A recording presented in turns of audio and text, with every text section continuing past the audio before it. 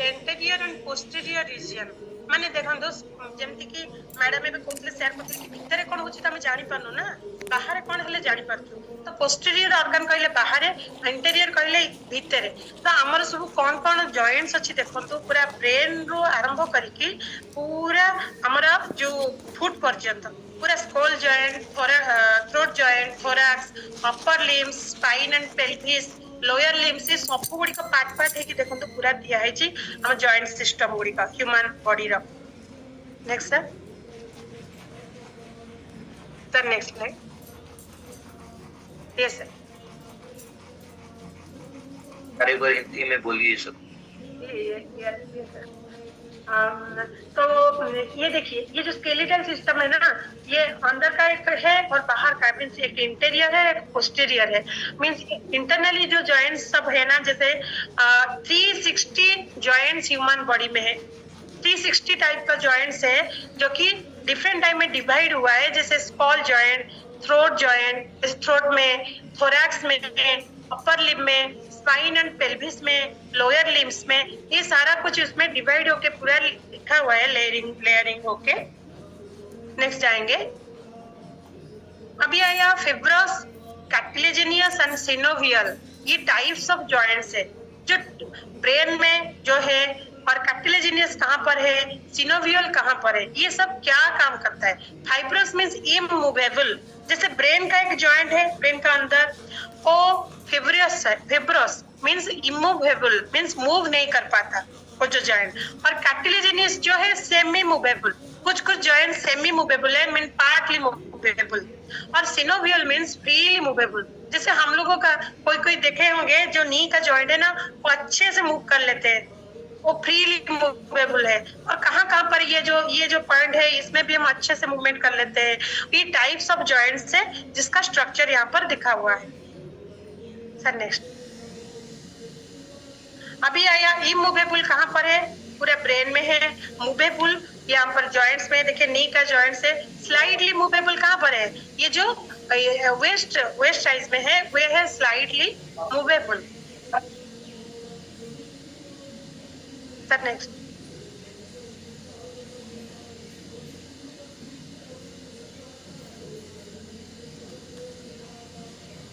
अभी freely movable joints कहाँ पर है सिनोवियल जॉइंट्स जो है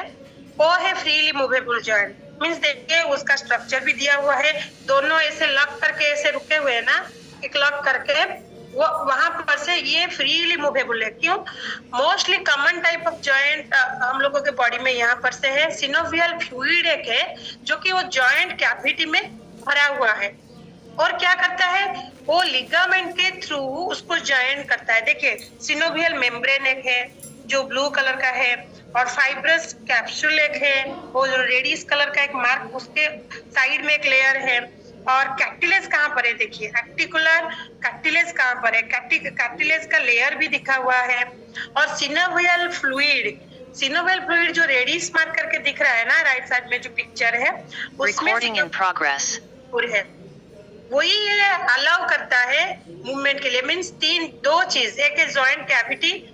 कैविटी में फील्ड हुआ है सिनोवियल फ्लूइड और सिनोवियल फ्लूइड उसमें जॉइंट करके रखता है लिगामेंट के थ्रू तो ये तीनों में अगर कुछ डिस्टर्बेंस ये दोनों में कुछ डिस्टर्बेंस आ जाएगा ना तो ये सिनोवियल जॉइंट मूवमेंट के लिए प्रॉब्लम होगा तो ये कहाँ पर है एक है शोल्डर पर एक है हिप पर एक एल्बो पर कार्पल एक इंटरफैलेंजियल जॉइंट यहाँ पर है ये सब है फ्रीली मूवेबल हम लोग जब एक्सरसाइज करते हैं तो पहले उसको मूवेबल करते हैं उसके बाद हम एक्सरसाइज स्टार्ट करते हैं नेक्स्ट सर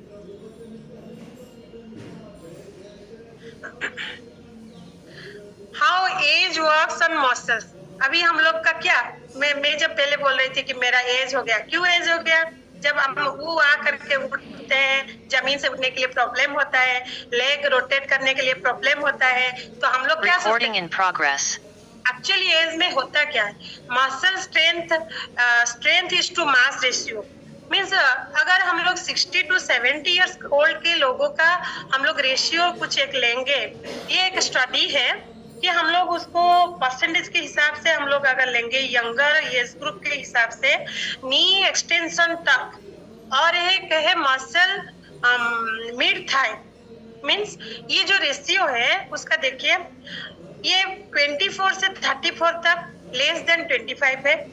35 से 44 तक 25 Recording stopped. 34 है, मीन्स उसका बढ़ गया है।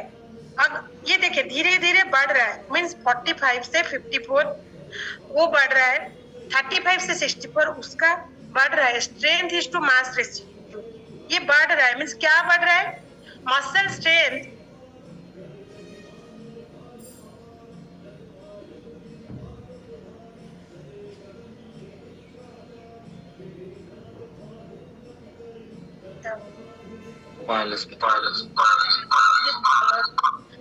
साइज थोड़ा कम हो गया। मसल स्ट्रेंथ डिक्लाइन करता है, मीन्स 41% अपन हिटिंग 40 इयर्स ओल्ड, मीन्स उसका मीनिंग क्या है, हम लोगों का मसल चेंजेस होता है। डेली डेली हम लोगों का काम करते हैं, हम लोग बचपन से लेकर बुढ़ापे तक 20 ईयर से लेकर उससे ज्यादा, मीन्स 20 एज से मेन के लिए है और 40 एज वुमेन के लिए। सोचिए मसल चेंजेस क्या कहाँ से स्टार्ट होता है, 20 एज से मेन लोगों का और 40 एज से वुमेन लोगों का। तो उसका देखिए उसका एक क्लू है, मीन्स 20 एज तक बच्चे लोग क्या करते हैं हमारा, वो ज्यादातर खेलते हैं sir, comparison to women girls. तो जब हम लोग 40 एज हो जाते हैं वुमेन लोग, वही होता है मसल डिक्लाइन होता है 41%। तो ये क्यों होता है ये आप जानेंगे हम लोग। अभी जॉइंट प्रॉब्लम आता क्यों है, आर्थराइटिस प्रॉब्लम कुछ कुछ लोगों का है, तो क्या होता है 100 different types of arthritis, different causes, treatment अलग अलग है, एक टाइप का प्रॉब्लम नहीं है।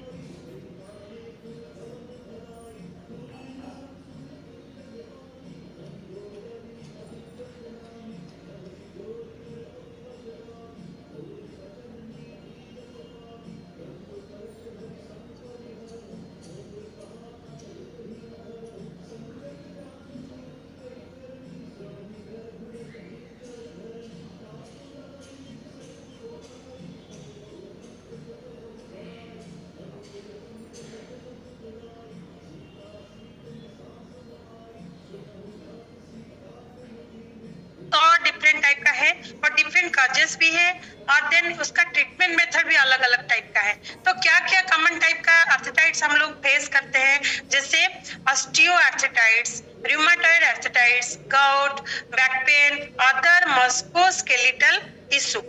मस्कुलोस्केलेटल पेन, ये 5 टाइप का पेन होता है। जैसे ऑस्टियोआर्थराइटिस का प्रॉब्लम का कॉजेस क्या है, ओवरवेट एक मेन प्रॉब्लम है, wear and tear, genes, rare cases रे injury and overuse, nutrition deficiency. तो ये कॉजेस को मालूम पड़ने से ओवरवेट कॉज हुआ, वियर ज्यादा हम लोग वर्कआउट करते हैं, ज्यादा काम करते हैं तो वियर एंड टियर होता है मसल्स, देन ये प्रॉब्लम ऑस्टियोआर्थराइटिस स्टार्ट हो जाता है। तो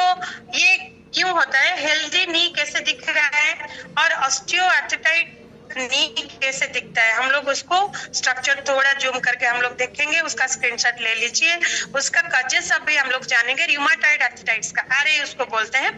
पहले तो होता है auto immune disorder, human body develops antibodies that means हम लोगों का जब हम लोग डेली बॉडी को एक्सटीरियर कुछ मींस एनवायरमेंटल फैक्टर से हम लोगों का बॉडी जाता है, जब इम्यून सिस्टम हम लोगों का आया था तो ऑटो इम्यून डिसऑर्डर एक आया था ना, एक एनवायरमेंट फैक्टर हम लोगों को अफेक्ट करता है, और एक बॉडी के अंदर एक हीलिंग पावर है, एक इम्यून स्ट्रेंथ बढ़ाने के लिए एक पावर है, जो कि कहाँ से आता है, व्हाइट ब्लड सेल से, है ना। तो ये जो ह्यूमन ब्लड डेवलप करता है, ह्यूमन बॉडी डेवलप करता है एंटीबॉडीज को, इंटरनली भी एक एंटीबॉडीज डेवलप हो जाते हैं जो कि अटैक करता है बैक्टीरिया, वायरस एंड हेल्प करता है इन्फेक्शन के अगेंस्ट फाइट करने को। तो हमारा बॉडी के अंदर भी एक ऑटो इम्यून सिस्टम है। और जब RA कंडीशन आ जाता है ना, जब ये कंडीशन आ जाता है तो क्या होता है, इम्यून सिस्टम वीक हो जाता है और इम्यून सिस्टम मिस्टेक करता है, क्या करता है, एंटीबॉडीज को जो फाइट करने का जो सिग्नल सेंड करने को मिस कर जाता है और क्या करता है, लाइनिंग हो जाता है वो जॉइंट्स पर, अटैक करता है टिश्यू पर एंड देन सराउंडेड हो जो जॉइंट पर जो टिश्यू होता है ना उसको अटैक कर लेता है। तो हम लोग ये रूमेटॉइड आर्थराइटिस फेस करते हैं। उसका कॉजेस क्या है, थिन लेयर ऑफ सिनोवियम से जो सिनोवियम फ्लूइड है अभी दिखे है, कवरिंग करता है जॉइंट को, वो इन्फ्लाम्ड हो जाता है, मीन्स फूल जाता है, स्वेलिंग हो जाता है, इन्फ्लामेशन हो जाता है और कुछ केमिकल रिलीज करता है जो कि डैमेज करता है नियर बाई टिश्यू को। तो रूमेटॉइड आर्थराइटिस होता है जो स्वेलिंग होता है। अभी हम लोग जो वेरिगस वेन था टॉपिक, वहां पर भी एक पढ़े थे, वही कुछ रिलेट करता है वहां पर से। और रूमेटॉइड आर्थराइटिस का कॉज क्या है, एक है जेनेटिकल,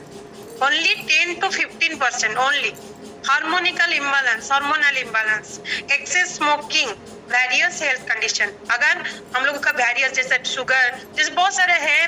प्रॉब्लम है, वो उसको मेटाबॉलिक सिंड्रोम टाइप का कुछ है डिजीज, तो ये अटैक करता है, उसको रिलेट करता है। तो इसमें होता क्या है, मसल देखिए वो डैमेज, राइट पार्ट में डैमेज है और लेफ्ट पार्ट में अच्छा सा जो पिक्चर है उसको दिखाई पड़ता है कि ये इन्फ्लाम्ड टेंडन एक टेंडन है, वो इन्फ्लाम हो जाता है, मीन्स स्वेलिंग होके फूल जाता है। देखिए कैसे उसको दिख रहा है, कैसे अंदर से बोन इरोजन होता है। इरोजन मीन्स स्ट्रक्चर थोड़ा इरेज, जैसे हम लोग इरोजन मीन्स क्या उसको बोलते हैं, ब्रिटिल उसको बोलते हैं, मीन्स वही उसका रिलेट करता है। माने जब भांगी हेला भाया देखा जाउथबो आउ कोन हुए ना इन्फ्लामेटरी सेल, इन्फ्लामेटरी मीन्स वही है, डेंजरियस दिख रहा है ना, वही चीज उसी तरह का हो जाता है। नेक्स्ट सर, अभी गाउट आर्थराइटिस क्या होता है, गाउट मीन्स क्या, decreased ability to filter uric acid level, वो आर्थराइटिस है लेकिन यूरिक एसिड जब बढ़ जाता है फिल्टर नहीं कर पाता। हमारा कहाँ पर से यूरिक एसिड फिल्टर होता है, इसको अगर मालूम है तो मैसेज कीजिए। डिक्रीज एबिलिटी अगर हम लोगों का यूरिक एसिड हमारा एक्सक्रीट होता है, एक्चुअली हमारे यूरिन के हिसाब से जाता है, तो अगर स्टूल के हिसाब से कुछ जाता है स्टूल की तरह, बाई स्टूल और बाई यूरिन, अगर यूरिक एसिड फिल्टर नहीं होता अच्छे से तो ये हम लोगों का गाउट होता है। यूरिक एसिड क्रिस्टल जो हमारे कहाँ पर जो टो वहां पर ज्यादा डिपॉजिट होता है जॉइंट पर, तो ओवरवेट के कारण है, डायबिटिक के कारण है, हाई कोलेस्ट्रॉल के कारण है, ब्लड यूरिक लेवल बढ़ाने का एक कारण ये भी है, और हाई फ्रुक्टोज कॉर्न सिरप। और मेजर काज है कोल्ड ड्रिंक्स, वो कोल्ड ड्रिंक्स को मेजर काज है क्योंकि वो हाई फ्रुक्टोज कॉर्न सिरप है। और डिहाइड्रेशन भी एक काज है, पानी कम पीने से भी होता है। एक्सेस अल्कोहल कंजप्शन तो किडनी को अफेक्ट करता है। High purine alcohol consumption, beer example. Formation of uric acid crystal in the joint, तो वही एक गाउट जहाँ पर बहुत पेनफुल होता है, वो जॉइंट बहुत पेन होता है। ज्यादातर टो में देखिए, टो और जो फिंगर में ज्यादा होता है, वहां पर यूरिक एसिड का क्रिस्टल डिपॉजिट हो जाता है, दिखा हुआ है ना क्रिस्टल येलो कलर का, वो स्वेलिंग होके रेड कलर का हो जाता है, बहुत पेनफुल है वो। नेक्स्ट सर, अभी गाउट वर्सेस रूमेटॉइड आर्थराइटिस, बहुत सारे लोग कंफ्यूजिंग हो जाते हैं, गाउट क्या है, रूमेटॉइड आर्थराइटिस क्या है, कुछ रिलेटेड है, लेकिन रूमेटॉइड आर्थराइटिस एक्चुअली कहाँ पर होता है, मोर कॉमन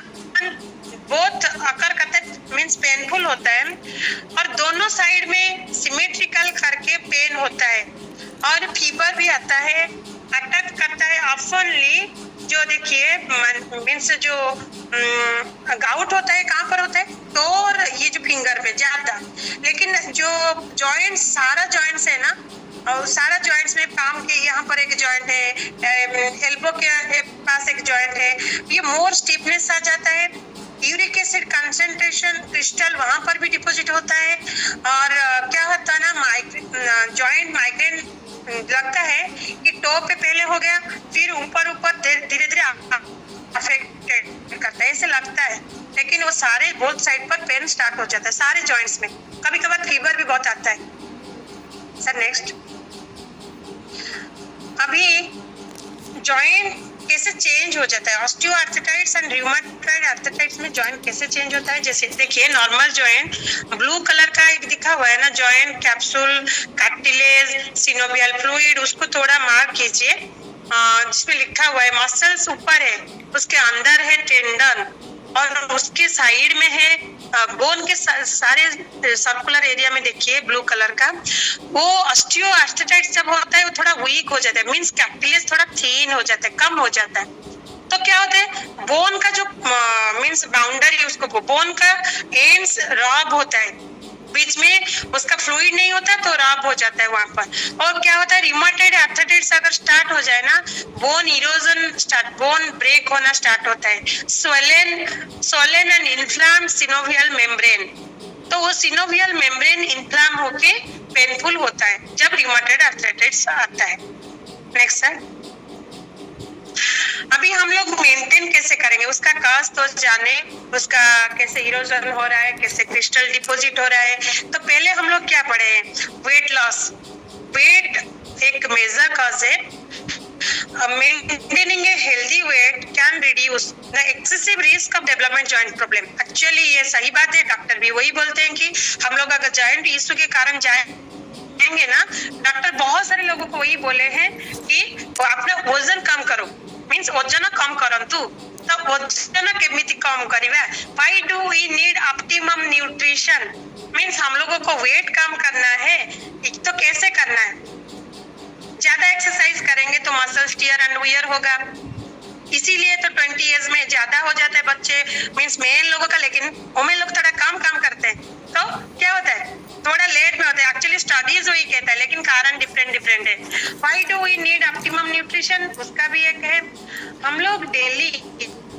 जो यूजुअली हम लोग जो 5 मील लेते हैं, 3 मील लेते हैं, 2 मील पहले लेते थे, तो कैसे लेते थे, इम्बैलेंस मील लेते थे, means excess in sugar,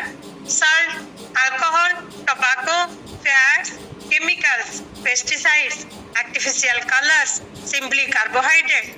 carbohydrates, preservatives, pollution, air and water का पॉल्यूशन है, हार्मोन्स का, ये सब हुआ है ना। ये सब अगर हम लोग, मैं अगर खुद के लिए राइट लगा लूं तो पूरा सारा चीज मैं पहले लेती थी एक्सेस। और डेफिशिएंसी क्या होता था, प्रोटीन का डेफिशिएंसी, वेजिटेबल प्रोटीन का डेफिशिएंसी, वेगन प्रोटीन, विटामिन का डेफिशिएंसी, मिनरल का डेफिशिएंसी, माइक्रोन्यूट्रिएंट्स का डेफिशिएंसी, फाइबर का,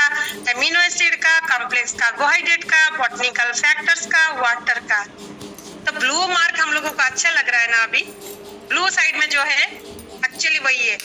मेंटेनिंग द हेल्दी जॉइंट के लिए हम लोग क्या क्या फूड को अवॉइड करना जरूरी है, जैसे फूड को, प्रोसेस्ड फूड को पहले अवॉइड करना जरूरी है, उसके साथ हाई सुगरी रिफाइंड कार्ब को अवॉइड करना है, red meat and fried food को अवॉइड करना है, रिफाइंड ग्रेन को अवॉइड करना है। अभी और ये स्लाइड को थोड़ा सा बिफोर स्लाइड, उसको स्क्रीनशॉट ले लीजिए, उसको अवॉइड हम लोगों का करना है। सर्टेन ऑयल जैसे corn oil high in omega 6, salt and preservative जैसे एक्सेस इन सोडियम, चीज and high fat dairy, alcohol and tobacco, इसका रूमेटॉइड आर्थराइटिस, इसको अवॉइड करना है। लेकिन लेना क्या है उसके बाद जानेंगे। नेक्स्ट है मेंटेनिंग, अगेन एक्सरसाइज एक पार्ट है, 20% वर्कआउट जो हम लोग बोलते हैं ना, एक्चुअली सही में ये भी जरूरी है, रेगुलर एक्सरसाइज। और ये मेंटेन करने के लिए हम लोगों को एक्सरसाइज को फॉलो करने के लिए कोच हम लोगों को मिले हुए हैं, हम लोग उनको फॉलो करेंगे। Then maintaining the healthy joint, हम लोगों को हेल्दी डाइट भी लेना है। जैसे हेल्दी जॉइंट जो अवॉइड करने के लिए बोले थे ना, वो अवॉइड करने से होगा नहीं, हम लोगों को कुछ लेना भी जरूरी है। जैसे एक बैलेंस डाइट लेना है, फिजिकली एक्टिविटी जैसे हम लोग अच्छे से कर पाएंगे उसे चूज करके हम लोग लेंगे। जैसे लॉट्स ऑफ एंटीऑक्सीडेंट उसमें होगा, फ्रेश फ्रूट्स होगा, वेजिटेबल्स होगा, हर्ब्स होगा, फिश होगा, नट्स होगा, जो कि रिड्यूस करेगा इन्फ्लेमेशन को। तो पहले इन्फ्लेमेशन जो टर्म है ना, हम लोग वेरिकस वेन में भी पढ़े थे, उसको रिड्यूस करने के लिए क्या चाहिए, ओमेगा 3, मीन्स हम लोगों का हम लोगों को मालूम है। जैसे अभी आया एक इम्पोर्टेंस का टर्म है ग्लूकोजामाइन। ये लोग हम लोग सुन लेते हैं। ग्लूकोजामाइन एक एलिमेंट है जो कि बॉडी में मोस्टली अवेलेबल होता है कार्टिलेज ऑफ बोन में। बोन का जो कार्टिलेज है उसमें अवेलेबल होता है ग्लूकोजामाइन। और उसका वो क्या है, कंपाउंड है अमीनो शुगर्स का। अमीनो शुगर्स का एक कंपाउंड है जो कि हेल्प करता है जॉइंट सप्लीमेंट के लिए। अभी तो ग्लूकोजामाइन का सप्लीमेंट भी मिल जाता है मार्केट में। अभी मेंटेनिंग हेल्दी जॉइंट के लिए हेल्दी डाइट को कहाँ पर हम लोग लाएंगे, डाइट कहाँ पर से चूज करेंगे? एक बैलेंस न्यूट्रिशन जो कि सप्लीमेंटेशन के थ्रू हमारी बॉडी में आएगा। ग्लूकोजामाइन कहाँ से आएगा? स्ट्रीम से आएगा, क्रैब्स में आएगा, लॉबस्टर में आएगा, सी फूड में ज्यादा आएगा। तो जो लोग नॉनवेज नहीं खाते वो क्या करेंगे? ये जब नहीं खाते तो खाएंगे तो क्या करेंगे, नहीं खाएंगे तो क्या करेंगे? अभी हम लोगों का पास हम लोग जाके डेली डेली तो सी फूड नहीं खा सकते ना। तो जॉइंट सपोर्ट एक हमारे लिए हेल्दी एक यूनिक प्लान जो कि फॉर्मुलाइज्ड एक बैलेंस न्यूट्रिशन है जो कि ग्लूकोजामाइन उसके अंदर है। पुटलेरिया रूट एक्सट्रैक्ट है जो कि पुटलेरिया रूट एक्सट्रैक्ट कहाँ पर मिलता है हम लोग सर्च करेंगे तो मिल जाएगा। एक रूट है और मिनरल